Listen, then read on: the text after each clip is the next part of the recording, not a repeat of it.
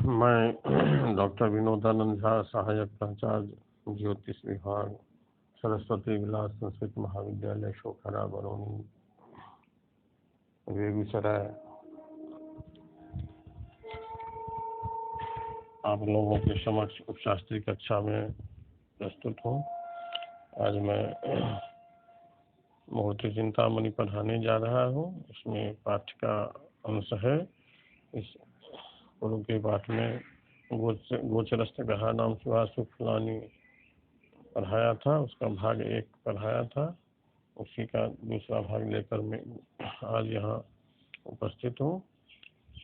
उसी का वाचन मैं करने जा रहा हूँ। आप ग्रहानाम पृथक पृथक रत्नानि अथवा कथ्यन्ते आचार्य है कि माणिक्य मुक्ता फल विद्रुमाणि गारुत्मतं पुष्पक वज्रनीलम वै गोमेद वै दुर्जकमर्कतः शिवरत्नान्यथोग्यस्य मुदेषु वर्णम् अर्कतः सूर्यात् सकाशात् सूर्यादि ग्रह सकाशात् क्रमेण माणिक्य मुक्ता फल विद्रुमाणि गारुत्मतं पुष्पकं वज्रं नीलम गोमेदं वैदुर्जकम् एतानि रत्नानि स्युः। अथ ज्ञस्य मुदे सुवर्णं धार्जम्। सूर्यादि ग्रहाणां क्रमेण माणिक्यं मुक्ताफलं विद्रुमाणि गारुत्मकं पन्ना इति पुष्पकं पुष्परागः पुखराजः वज्रः नीलं गोमेदं वैदुर्जकं च एतानि रत्नानि स्युः। एतानि रत्नानि सन्ति सूर्यादि ग्रहाणां क्रमेण, अर्थात सूर्यस्य शान्तये, सूर्यस्य प्रसन्नार्थं माणिक्यं धार्यं, चन्द्रस्य प्रसन्नार्थं मुक्ताफलं मोतीधार्यं, कुजस्य प्रसन्नार्थं विद्रुमं मूंगा इति धार्यं, बुधस्य प्रसन्नार्थं गारुत्मतं पन्नाधार्यं, गुरोः प्रसन्नार्थं पुष्परागं पुखराजं धार्यं, शुक्रस्य प्रसन्नार्थं वज्रं धार्यं, शनैश्चरस्य प्रसन्नार्थं नीलं धार्यं, राहोः प्रसन्नार्थं गोमेदं धार्यं, केतोः प्रसन्नार्थं च वैदुर्यं धार्यम्। ज्ञस्य बुधस्य प्रसन्नार्थम सुवर्णम धार्यम। अर्थात सूर्य आदि ग्रहों का रत्न यहाँ पर कहे हैं कि सूर्य का रत्न माणिक्य, चंद्रमा का मोती मुक्ताफल मोती, मंगल का विद्रुम मूंगा, बुध का रत्न गारुत्मतम पन्ना, बृहस्पति का पुखराज, शुक्र का वज्र, शनि का नीलम, राहु का रत्न गोमेद और केतु का रत्न वैदुर्य है। तो जो ग्रह अशांत हो, जो ग्रह दुष्ट हो, तो उन दुष्ट ग्रहों की प्रसन्नता के लिए ये रत्न धारण करना चाहिए। से ग्रह प्रसन्न होते हैं और कल्याणकारी होते हैं। और बुद्ध के लिए अलग से कहते हैं कि बुद्ध की प्रसन्नता के लिए सोना धारण करना चाहिए।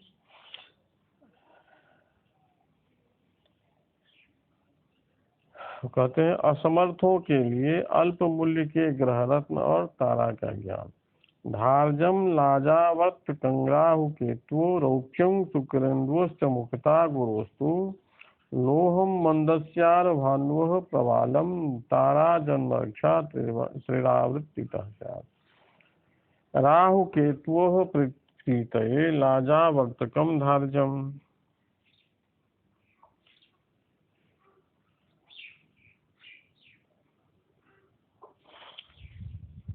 शुक्रेन्दु प्रीतये रौप्यम धार्जम, गुरु प्रीतये तो मुक्ता धार्जा, मंदस्य प्रीतये लोहम धार्जम, आर भानु प्रीतये प्रवालम धार्यम, अथो जन्मरक्षात सकाशात विरावतीतः ताराश्चात। राहु और केतु की प्रसन्नता के लिए आचार्य कहते हैं कि लाजावर्त धारण करनी चाहिए। शुक्र और चंद्रमा की प्रसन्नता के लिए रौप्यम धार्यम, शुक्र और चंद्रमा की प्रीति के लिए रौप्य मतलब चांदी। बृहस्पति गुरु प्रीतये मुक्ता, बृहस्पति की प्रसन्नता के लिए मुक्ता मोती धारण करनी चाहिए। मंदस्य शनेश्वरस्य प्रीतये लोहम धार्यम, शनेश्वर की प्रीति के लिए प्रसन्नता के लिए लोह धारण करना चाहिए। आर भानु कुज सूर्यो प्रीतये प्रवालम धार्यम, सूर्य और चंद्रमा के सूर्य और मंगल की प्रसन्नता के लिए मूंगा धारण करना चाहिए। और इस तरह से जन्मरक्षात सकाशात त्रिरावतीतः ताराश्चात, जन्म नक्षत्र से क्रमशः 3 आवृत्ति करके तारा का ज्ञान करना चाहिए। तारा की संख्या 9 होती है, नक्षत्र की संख्या 27 है। इस तरह से जो जन्म नक्षत्र है वह पहली तारा हुई, उसके बाद दूसरा नक्षत्र है तो दूसरी तारा। इस तरह से त्रिरावृत्ति करके तारा का ज्ञान कर लेना चाहिए। जो आगे तारा का के नाम का उल्लेख किया गया है। जन्म नक्षत्र से 3 आवृत्ति 9 ताराएं होती है, अर्थात जन्म नक्षत्र से वर्तमान नक्षत्र तक गिनकर 9 का भाग देने से शेष तुल्य ताराएं होती है। एवं 27 नक्षत्रों में 9 ताराएं 3 बार होगी। जैसे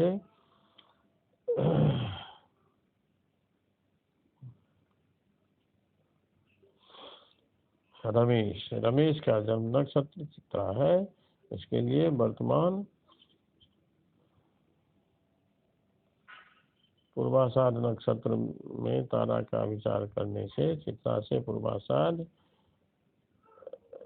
प्रथम आवृत्ति की 7वीं तारा हुई। यदि धनिष्ठा में विचार करना हो, यदि उत्तराषाढ़ में विचार करना हो तो चित्रा से धनिष्ठा तक गिनते हैं।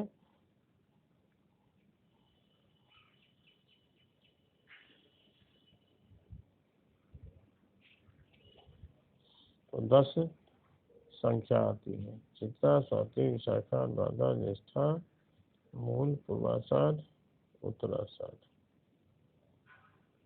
8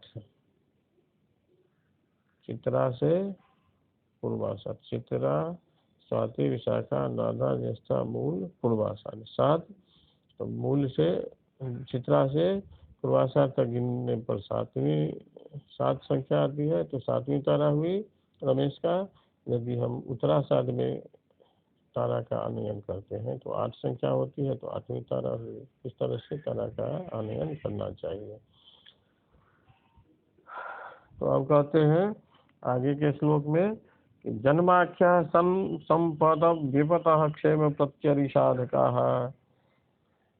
वध मैत्राति मैत्राः शिवस्तारा नाम सदृक् फलाः।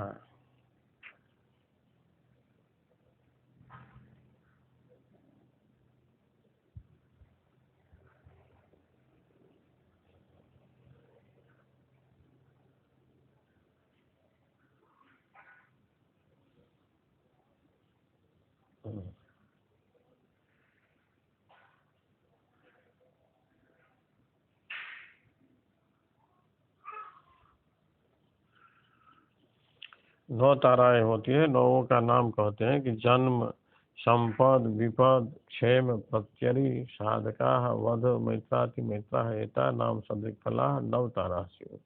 तो पहली तारा का नाम जन्म, दूसरी का संपद, तीसरी तारा का नाम विपद, चौथी तारा क्षेम, 5वीं प्रत्यरि, 6ठी साधक, 7वीं वध, 8वीं मैत्र और 9वीं तारा अति मैत्र है। तो ये तारा नाम सदृश फला है नव तारा। ये तारा सब अपने नाम के तुल्य, नाम के अनुसार ही शुभ अथवा अशुभ फल देती है। इस पर चर्चा विशेष करनी पड़ेगी कि पूर्व के ग्रंथ में, दूसरे ग्रंथ में हम लोग इसे पहले के पाठ में कभी पढ़े हैं जन्म तारा के संबंध में, शुभाशुभ विचार के संबंध में, तो तारा के शुभाशुभ के संबंध में विचार किए हैं कि द्विचतुर्खडश्च नवगता तारा शुभप्रदा। द्वितीय, चौथी, द्विचतुर, छठी, आठवीं तारा और नौवीं तारा। द्वितीय, चतुर्थ, छठी, आठवीं और नौवीं तारा सुफलदायक होती है, और शेष तारा जनुर विपद प्रत्यरिश, जन्म विपद प्रत्यरि और वध, ये चार ताराएं अशुभ फल देने वाली होती है। आवश्यक कार्य में दुष्ट ताराओं की शांति, जो अशुभ तारा है उसकी शांति का विधान करते हैं।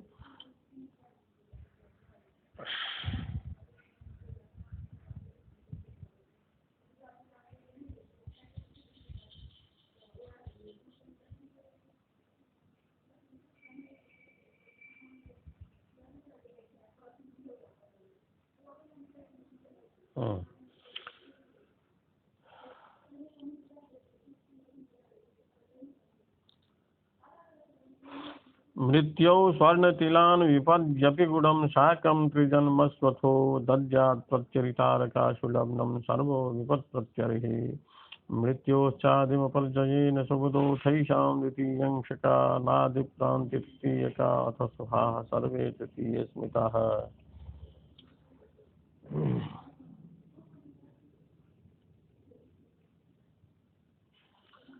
मृत्यो वधतारायां स्वर्णं तिलान विपदि अपि गूढ़ं त्रिजन्मसु शाकम् अथ प्रत्यरितारकाशु लवणं दद्यात्। आदिम पर्जये प्रथमावृत्तौ विपत्तारा प्रत्यरिः मृत्युः सर्वः सम्पूर्णः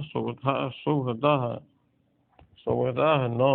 तथा द्वितीये पर्जये एतेषां विपत् प्रत्यरि मृत्यूनां क्रमेण आदि प्रान्ते तृतीयकाः अंशकाः न शुभदः। अथ तृतीय पर्याये विपत् प्रत्यरि मृत्यु सर्वे शुभा भवन्ति। यहाँ कहते हैं कि आवश्यक कार्य में मृत्यु तारा, वध तारा में सोना और तिल का दान करना चाहिए, विपत् तारा में गुड़ का दान करना चाहिए, और तीनों आवृत्ति की जन्म तारा में शाक और प्रत्यरि तारा में लवण दान करना चाहिए। मृत्यु स्वर्ण तिलान, मृत्यु तारा में, वध तारा में स्वर्ण और तिल का दान, विपत्ति गूढ़म, विपत्ति तारा में गुड़ का दान, त्रिजन्मसु जन्म तीनों आवृत्तियों के जन्म तारा में शाक का दान, और प्रत्यरि तारकाशु लवणम दद्यात्, प्रत्यरि तारा में लवण का दान करना चाहिए, तब कार्यारंभ करना चाहिए। आदिम पर्जये प्रथमावृत्तो विपत् तारायाम, प्रथम आवृत्ति की जो विपत् तारा है, प्रत्यरि तारा और मृत्यु तारा, इन सभी में संपूर्ण अशुभ होती है, ये संपूर्ण त्याज्य है। द्वितीय पर्जये, द्वितीय आवृत्ति में विपत् का प्रथम चरण, आदि प्रत्यरि का शांति चौथा चरण, और मृत्यु का तृतीय चरण अशुभ होता है, शेष चरण शुभ होता है। तीसरी आवृत्ति के ये तीनों ताराएं संपूर्ण शुभ होती है। अतः तीसरी आवृत्ति की दुष्ट ताराओं की भी शांति आवश्यकता नहीं है। अब चंद्रमा की तात्कालिकी अवस्था का ज्ञान करते हैं। षष्टिघ्नं गतभं भुक्त घटी युक्तम जुगाहतम,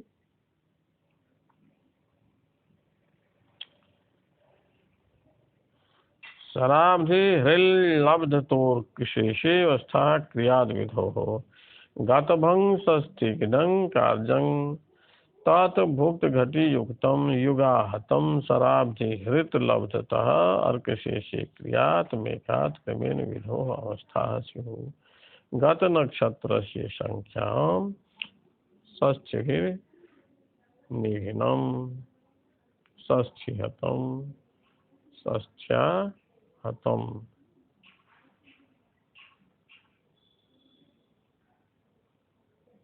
षष्ठ्या हतम गत भम गत नक्षत्रम षष्ठ्या हतम, गत नक्षत्र की संख्या को 60 से गुना कर देते हैं। अब भुक्त घटी युक्तम, भुक्त घटी युक्तम मतलब भयातम, भयात घटी युक्तम, भयात घटी को जोड़ देते हैं। युगा हतम 4 से गुना कर देते हैं। 4 से गुना करने पर जो गुणनफल आता है उसको शराब से हृत सर 5 अवधि 4 45 से भाग देते हैं, 45 से भाग देते हैं। भाग देने पर जो लब्ध आता है उसको कहते हैं कि अर्क से फिर 12 से भाग देते हैं, और 12 से भाग देने पर जो शेष आएगा वह एकादि शेष चंद्रमा हम समझेंगे। जैसे पुष्य नक्षत्र के 10 अंश पर चंद्रमा की अवस्था देखनी है तो यहाँ गत नक्षत्र पुनर्वसु की संख्या 7 को अश्विनी से गिनने पर 7 आता है, तो 7 को श्लोक के अनुसार षष्टिघ्नं गतभम 60 से गुना कर देते हैं गत नक्षत्र की संख्या को, तो 420 आता है। अब भुक्त घटी युक्तम, अब इस 420 जो गुणनफल आया है उसमें भुक्त घटी को जोड़ देते हैं। 10 को जोड़ दिया तो 430 हुआ। इसमें फिर युगाहतम 4 से गुना करते हैं, 430 को 4 से गुना करने पर 1720 हुआ। इसमें फिर शराब्दी हृत 45 से भाग देते हैं, तो 45 से भाग देने पर लब्धि 38 आता है, और इसमें फिर इस लब्धि में अर्क शेष 12 से भाग देने पर 2 शेष बचता है। इस तरह से इसे आनयन के आधार पर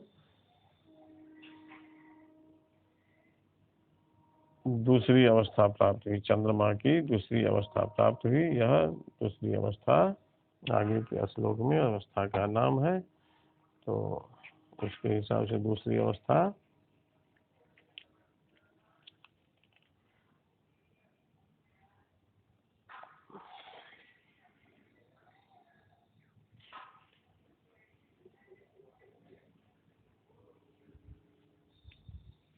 करनी चाहिए। अब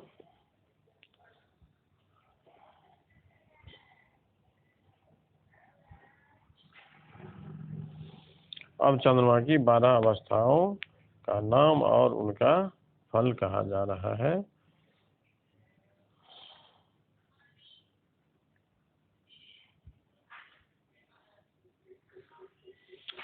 प्रवासिनाशौ मरणं जयश्च हास्यारति क्रीडिति सूक्त भोक्ताः ज्वराख्यकंपस्थिरतावस्था मेघाक्रमन्नाम सदिक्फलास्यु। मेघादि राशियों में यथाक्रमशः अपने अपने नाम के अनुरूप फल देने वाले प्रवास, नाश, मरण, जय, हास्य, रति, क्रीड़ा, सुप्त, भोक्त, ज्वर, कंप और स्थिरता, ये 12 अवस्थाएं चंद्रमा की होती है। ये सभी अवस्थाएं अपने अपने नाम के अनुसार ही शुभ और अशुभ फल देते हैं।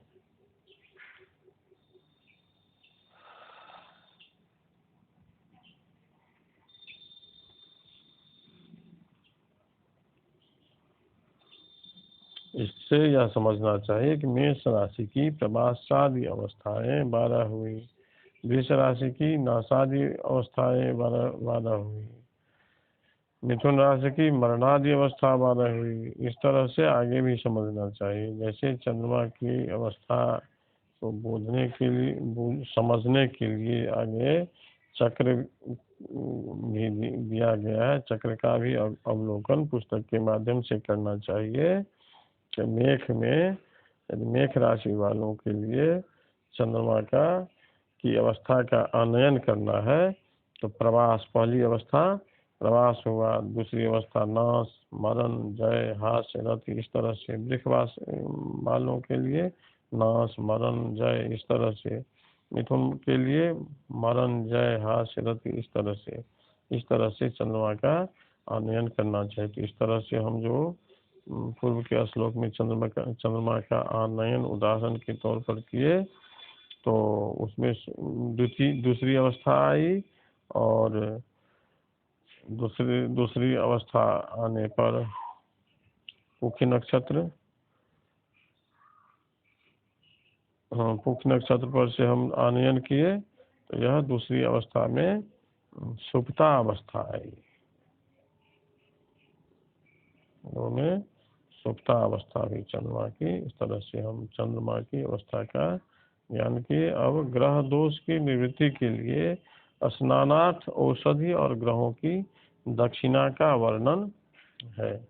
किन ग्रहों के लिए क्या दक्षिणा होनी चाहिए, इसका वर्णन शास्त्रकार यहाँ पर कर रहे हैं। लाजा कुष्ठ बला प्रियंगो घन सिद्धार्थर्निषादारुभिः पुंखालोद्रयुतैर्जलैर्निगदितं स्नानं ग्रहोत्थाघृत धेनुः कं वरुणो वृषश्च कणकं पीताम्बरं घोटकः श्वेतो गौरसिता महाशिरज इत्येतारवेर्दक्षिणः। ग्रहोत्थाघृत सूर्यादि ग्रह क्रमात् लाजा कुष्ठ बला प्रियंगु घन सिद्धार्थ निषादारुभिः पुंखालोघ्रयुतः जलैः स्नानं निगदितं तथा रवेः सकाशात् धेनुः कम्बो अरुणः वृषः कनकं पीताम्बरं श्वेतः घोटकः असितागौ महाशेः अजः इत्येताः दक्षिणः भवन्ति। अर्थात दुष्ट ग्रहों की शांति के लिए सूर्यादि ग्रह के क्रम से लज्जा, कुष्ठ, बला, प्रियंगु, घन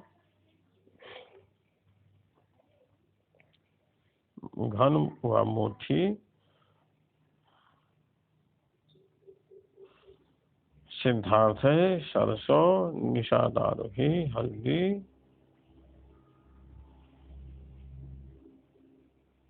देवदारू, पुंखा, सर्पों का, और लोधयुत लोहा, इन औषधियों को जल में मिलाकर स्नान करना चाहिए। ऐसा स्नान प्रत्येक ग्रह की शांति के लिए करना चाहिए। दुष्ट ग्रह से उत्पन्न दोष की निवृत्ति के लिए लाजवंती, कूठ, बरियार, टंकुनी, मोथा, सरसों, हल्दी, देवदारू, सरपुंखा और लोहा, इन औषधियों को जल में मिलाकर स्नान कराने से ग्रह की शांति होती है। सूर्य की शांति के लिए कहते हैं रवे सकाशात धेनु। सूर्य की शांति के लिए धेनु प्रसिद्धता, धेनु का दान करना चाहिए। चंद्रमा की शांति करने के लिए कम्बु, शंख का दान। मंगल की शांति के लिए अरुणः वृषः, लाल बैल का दान। बुध की शांति के लिए कनकम, स्वर्ण दान। बृहस्पति की शांति के लिए पीताम्बरम, पीला वस्त्र।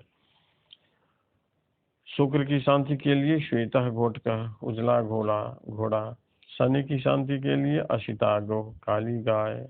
राहु की शांति के लिए महाशी, तलवार। केतु की शांति के लिए अज, बकरा। ये दक्षिणा समझनी चाहिए। इसका दान करने से दक्षिणा दान करने का फल प्राप्त होता है। सूर्यादि ग्रह प्रसन्न होते हैं। सूर्यादि ग्रहों के जो दक्षिणा दान के द्रव्य कहे गए हैं, वस्तु कहे गए हैं, उनकी शांति के लिए उन वस्तुओं का दान करना चाहिए। अब राशि संचार में सूर्यादि ग्रहों के फल के समय का निर्धारण यहाँ किया जा रहा है कि कब कौन ग्रह कैसा फल देते हैं। राशि में प्रवेश करने पर ग्रहों का फल कब मिलता है।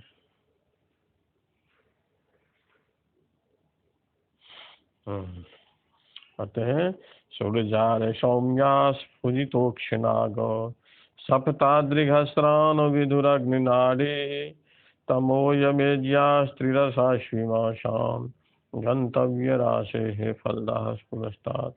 सूर्यार सौम्या स्फुजितोक्षनागो सप्तास्त्रिघस्रान विधुरग्निनाडे।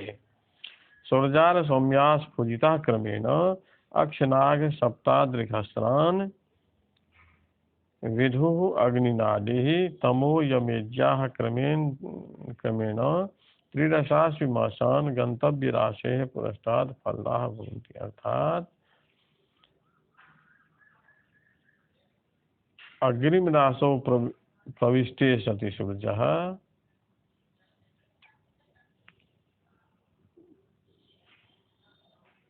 पंचदिनानि, मंगलः अष्टदिनानि, बुधः सप्तदिनानि, शुक्रः सप्तदिनानि पूर्वम एव स्वकीयं शुभाशुभं फलं प्रयच्छति।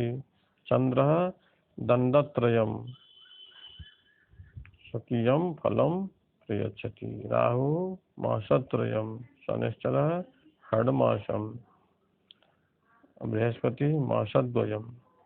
पूर्वं प्रविष्ट अग्रिम राशौ प्रविष्टात् पूर्वं फलं पूर्वमेव इदं फलं प्रयच्छति ग्रहः। पूर्वमेव ग्रहः अग्रिम राशौ प्रविष्टात् पूर्वमेव फलानि प्रयच्छन्ति इति बोध्यम्। अर्थात सूर्य, मंगल, बुध और अस्फुजित शुक्र ये क्रमशः अक्ष 5, नाग 8, सप्त 7 और दृढ़ 7 दिन पहले ये अपना फल देते हैं, अग्रिम राशि में प्रविष्ट होने से पहले। अर्थात सूर्य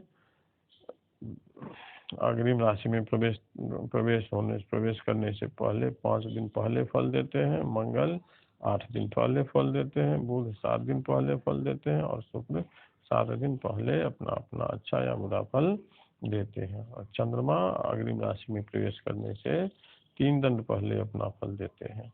राहु अग्रिम राशि में प्रवेश करने से 3 मास पहले, शनि 6 मास पहले और बृहस्पति 2 मास पहले फल देते हैं। अब दुष्ट पंचांग के धाम, दुष्ट ग्रहों के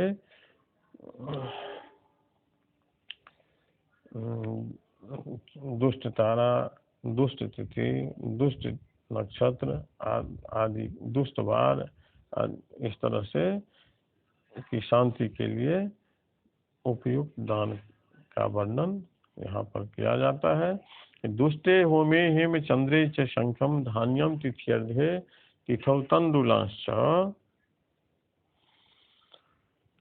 वारे रत्नम भेच गांग हेम नाड्याम दद्यात् सिंधुत्थं च तारासु राजा। योगे दुष्टे सति हेम स्वर्णदानम कार्यम, चंद्रे दुष्टे सति शंखदानम कार्यम, तिथ्यर्धे कर्णे दुष्टे सति धान्यम धान्यदानम कार्यम, तिथौ दुष्टे सति तंडुलान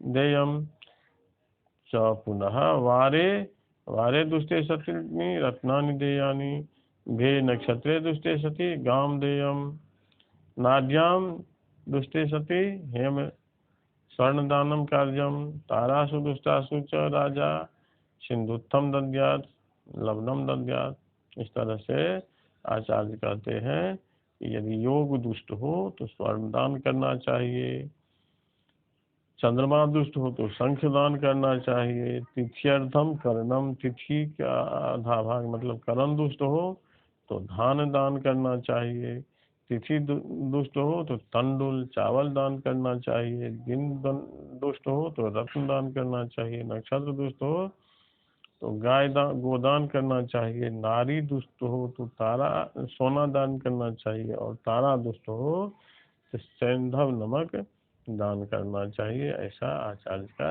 मत है। अब अगला श्लोक है कि राशि में ग्रहों का फलकाल और प्रत्येक राशि में प्रत्येक मास में वाण भेद से जन्म नक्षत्र का फल।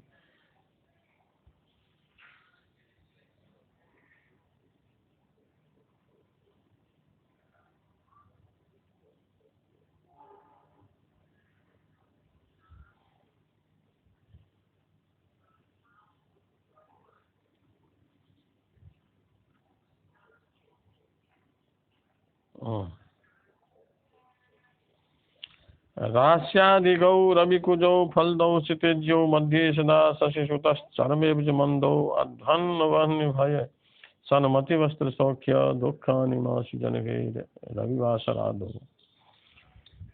रविकुजौ रास्यादिगौ फलदौ भवतः क्षितिज्यौ मध्ये फलदौ भवतः शशिसुतः सदा फलदः स्यात् अब्ज मंदौ चरमे फलदौ भवतः अथ मासे शनिभे रविवासरादौ सति क्रमेण अध्वन्वह्निभय सन्मति वस्त्र सौख्य दुःखानि भवन्ति।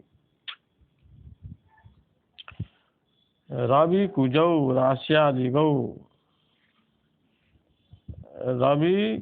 रास्यादिगौ रासौ प्रविष्टे सति आदिभागौ प्रारंभे एव फलदौ भवतः क्षितिज्यौ शुक्र बृहस्पति मध्यवर्ती भागे फलदौ स्तः शशिसुतः बुधः सर्वदा फलदः स्यात् अब्जमन्दौ चंद्र शनिश्चरौ चरमे अंतिमे भागे राशे अंतिमे भागे गते सति संप्राप्ते सति फलदौ भवतः अथ मासी जनिभे मासरादौ सति रविवासरादौ सति क्रमेण अध्वन्न वह्निभय सन्मति वस्त्र सौख्य दुःखानि भवन्ति।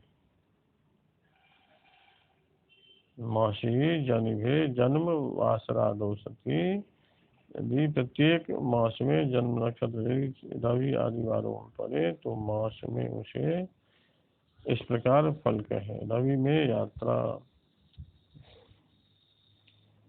रविवासर यदि रवि दिन यदि जन्म दिन पड़े तो कहते हैं कि यात्रा सोम दिन वह्निभय अग्नि का भय, मंगल दिन सन्मति सद्बुद्धि, बुध दिन वस्त्र का लाभ, बृहस्पति दिन सुख का लाभ। रवि सोम मंगल बुध बृहस्पति सुख अन्न लाभ। रविवार में यात्रा, सोमवार में अन्न लाभ, मंगलवार में अग्निभय, बुधवार में उत्तम बुद्धि, बृहस्पतिवार में वस्त्र लाभ, शुक्रवार में सौख्य और शनिवार में दुख समझना चाहिए। इस तरह से ग्रहों के राशि में प्रवेश करने के समय मध्य में, शुरू में, अंत में का फल देते हैं ग्रह, इसका भी वर्णन यहाँ पर हुआ। अब हम इस तरह से इसको हम पढ़ लिए, इस पर विशद चर्चा किए। इसके साथ आज का यह पाठ यहाँ पर समाप्त हो रहा है। यहाँ पर यदि किसी को किसी प्रकार की जिज्ञासा हो तो उस जिज्ञासा को रखेंगे, जिसका मैं समाधान कर दूंगा।